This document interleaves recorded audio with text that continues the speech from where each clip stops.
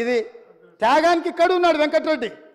మంత్రి పదవి తెలంగాణ రాష్ట్రం వచ్చే వరకు తీసుకోని అన్నాడు, ఉమ్మడి రాష్ట్రంలో తీసుకోలే, మళ్ళీ తెలంగాణ వచ్చినాకనే మంత్రి పదవి చేపట్టిండు. మీలాగే కాదు 3 నెలల తర్వాత మళ్ళెమ్మడి వచ్చి కుర్చీలో కూర్చున్న అలవాటు ఇక్కడ లేదు.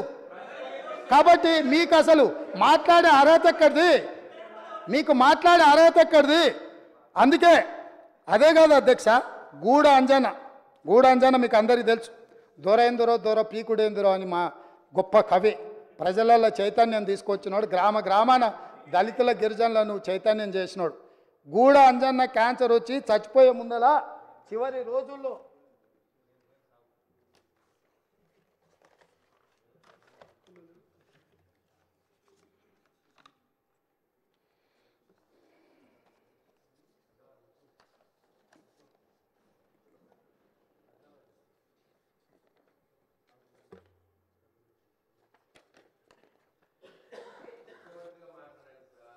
చూపించి మాట్లాడదామని నీకు, ఎందుకంటే ఆధారాలు ఉంటే కానీ నీకు ఆనదు కదా.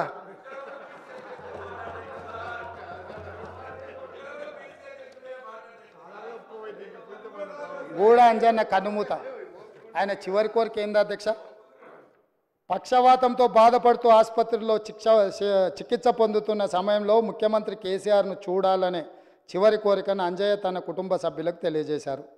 మొదట అంజయ్యను పరామర్శించేందుకు కేసీఆర్ వస్తారని సీఎం కార్యాలయ సిబ్బంది చెప్పినా తర్వాత రాలేదని భార్య హేమమాలిని చెప్పారు. గూడ అంజన్న చివరి కోరిక ఒక్కసారి కేసీఆర్ను కలవాలి, పలకరించాలి అని.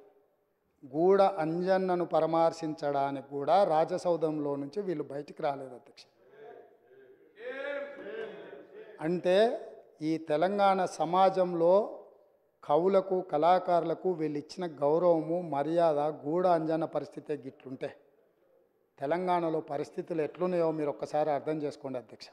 నేను ఎందుకు చెప్తున్నా అంటే వాళ్ళలాగా మేము కాదు అధ్యక్ష.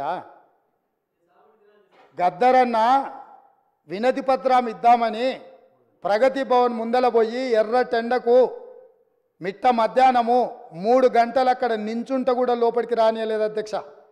గద్దరన్న చనిపోయిన రోజు ఆసుపత్రికి వచ్చి పోలీసులు అక్కడి నుంచే శవాన్ని ఇంటికి తీసుకెళ్ళి అక్కడికక్కడ దాన సంస్కారాలు చెయ్యాలనే ప్రయత్నం చేస్తే మేము అక్కడికి వెళ్ళి నిలబడి గద్దరన్న శవాన్ని తీసుకొని వచ్చి ఎల్బీ స్టేడియంలో పెట్టి ప్రజల సందర్శనార్థం పెట్టి లక్షలాది మందిని తీసుకొచ్చి సందర్శించే విధంగా చేసి గద్దరన్నకు నివాళులు అర్పించే అవకాశం తెలంగాణ సమాజానికి అంత మేము ఇచ్చినాం అధ్యక్ష. 10 నిమిషాలు చంద్రశేఖరరావు